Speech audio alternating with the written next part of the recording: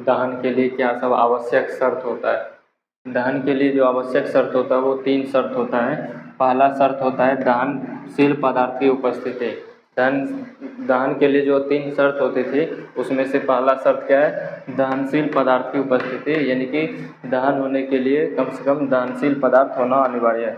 दूसरा है दहन के पोषक पदार्थ की उपस्थिति, यानी कि दहन होने के लिए पोषक पदार्थ की उपस्थिति होती है। और तीसरा सबसे प्रमुख जो है वो है ज्वलन ताप की प्राप्ति। कोई भी अगर दहनशील पदार्थ है और दहन का पोषक भी है, अगर उसका ज्वलन ताप नहीं मिल पाता है तो वो दहन नहीं होगा। तो आइए हम एक एक करके देख लेते हैं कि दहनशील पदार्थ की उपस्थिति में क्या सब होगा। जैसे दहनशील पदार्थ में आता है पेट्रोल, स्पिरिट भी एल्कोहल के हैं, एल्कोहल ही होता है। कागज़, पुआल, केरोसिन, प्लास्टिक और कपड़ा, सूखा लकड़ी और ये सब कुछ जो पदार्थ होते हैं वो सब होते हैं दहनशील पदार्थ, यानी कि ये सब पदार्थ जलते हैं, ठीक ना। जैसे मान के चलिए बोर्ड, ये बोर्ड में अगर हम आग लगाएंगे तो लग जाएगा, तो बोर्ड क्या हो जाएगा, दहनशील पदार्थ हो जाएगा, ठीक। उसी तरह ये मार्कर, इसमें भी अगर आग लगाएंगे तो ये भी जल जाएगा, इसलिए ये भी क्या होगा, एक दहनशील पदार्थ होगा। तो दहनशील पदार्थ कौन सा होता है, पेट्रोल में आग पकड़ लेता है। स्पिरिट एल्कोहल के भांति ही होता है, जैसा एल्कोहल होता है उसी तरह स्पिरिट होता है। अगर प्योर एल्कोहल होता है उसी को स्पिरिट बोला जाता है, शुद्ध 100% जो होता है।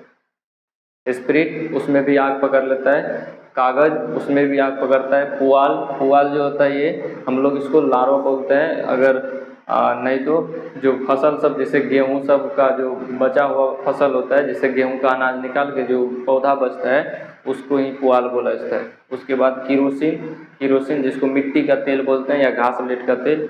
उसके बाद प्लास्टिक, कुछ प्लास्टिक होता है, सभी प्लास्टिक नहीं जलता है। कुछ प्लास्टिक जैसे बैकेलाइट सब नहीं जलता है, वो नहीं हो जाएगा। कुछ प्लास्टिक जो हम लोग घरों में जैसे सब्जी वगैरह जो लाते हैं वो सब प्लास्टिक में आग पकड़ लेता है, तो ये प्लास्टिक हो जाएगा दहनशील। उसके बाद कपड़ा में भी बहुत सारा कपड़ा आता है, नॉर्मल जो कपड़ा होता है वो जल जाता है, इसलिए कपड़ा सब भी आ जाएगा इसमें दहनशील पदार्थ में। सूखी लकड़ी, इसमें भी आग पकड़ता है। तो ये सब पदार्थ जो होते हैं दहनशील होता है, अर्थात दहनशील पदार्थ वो होते हैं जो जलते हैं, ठीक है ना। उसके बाद तो ये शर्त अगर लागू हो गया तो दूसरा शर्त क्या होगा, दहन होने के लिए पोषक पदार्थ की उपस्थिति होना चाहिए, यानी कि दहन होने के लिए पोषक पदार्थ चाहिए। जैसे में साधारण स्थिति में वायु चाहिए, सामान्यतः कोई भी दहन होता है तो वायु की उपस्थिति में। जैसे मार्कर को अभी जलाएंगे तो यहाँ पर इसमें हम कहाँ पर जलाएंगे इसको, तो वायु में जलाएंगे, तो वायु की स्थिति में नॉर्मली आग पकड़ लेता है। लेकिन कुछ स्थिति ऐसा होता है जिसमें क्लोरीन और नाइट्रोजन भी सहायक होता है। जैसे क्लोरीन बताए थे कल, मोमबत्ती को जलने में मदद करता है और नाइट्रोजन मैग्नीशियम को जलाने में मदद करता है। तो ये सब भी कुछ स्थिति में है, लागू कर जाता है ये सब। क्लोरीन को जलाए थे ना, पेंटाकोसेन जो होता था उस जलता था, कार्बन निकलता था। नाइट्रोजन मैग्नीशियम को जलाते थे नाइट्रोजन की उपस्थिति में तो भी जल जाता था।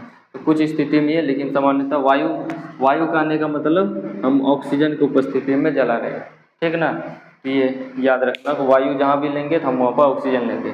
उसके बाद कहता है ये सिर्फ जलाने में मदद करता है, अर्थात कहने का मतलब ये हो गया कि पोषक जो होता है दहन का पोषक ये जलता नहीं है बल्कि जलाने में मदद करता है। जबकि दहनशील पदार्थ क्या होता है, ये जलता है और ये जलाने में मदद करता है।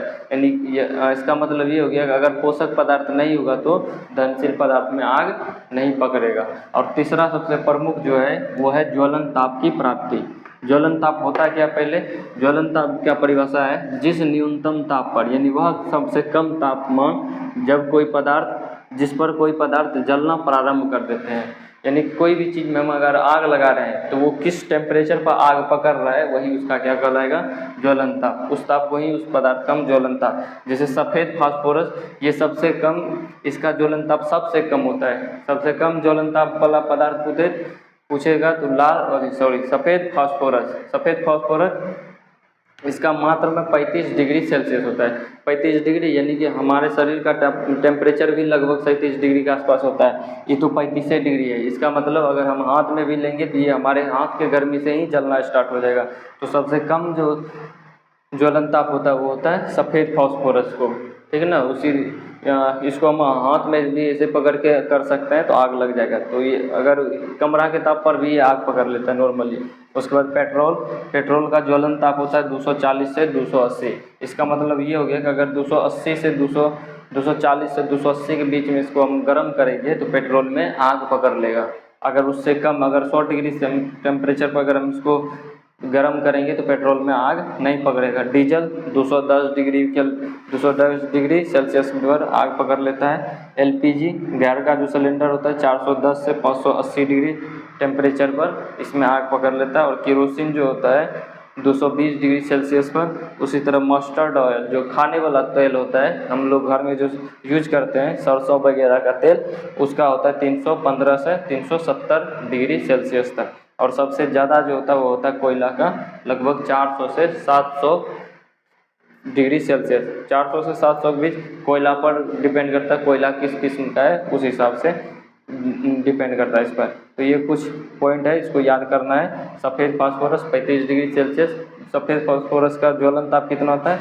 लगभग 35 डिग्री। पेट्रोल का लगभग 240 से 280 डिग्री सेल्सियस। डीजल का कितना होता है? 210। एलपीजी 410 से 580। केरोसिन का 220।